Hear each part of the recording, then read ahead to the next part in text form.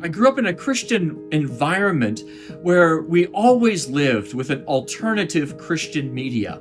We always found alternative forms of Christian entertainment that were different than secular entertainment. This gave us a world to grow up in that reminds me a lot of the story in John chapter 20 in the Bible, where the disciples themselves were not out in the world, but instead locked up tight in the upper room. They were locked up tight in that room because of their fear of their neighbors, fear of the outside world, and even fear of the Jews, it says. One of the problems of this alternative Christian news and entertainment media, so tightly controlled, meant that we were unable to meet our neighbors where they were and speak to them. It meant that our beliefs could be radicalized, taking one step to the next and being fed the next step in a radicalized faith.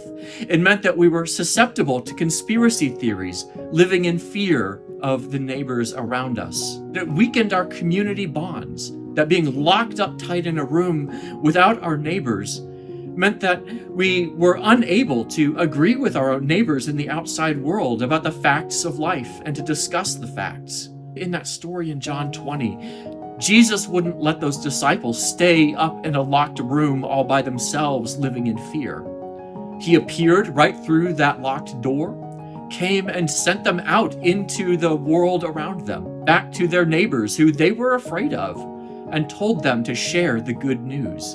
And so he sends us out into the world, a challenge to go and listen to our neighbors, to hear the facts once again, to put away the locks on the doors, and to realize that Jesus will not allow us to have enemies and outsiders to fear, but instead only tells us that we have neighbors to love. And so when we say goodbye to those tightly controlled news and entertainment media bubbles that Christians can put themselves in, we realize we will strengthen our bonds with our neighbors, share the good news, and build the communities around us. And this, Jesus promises, might just save the world.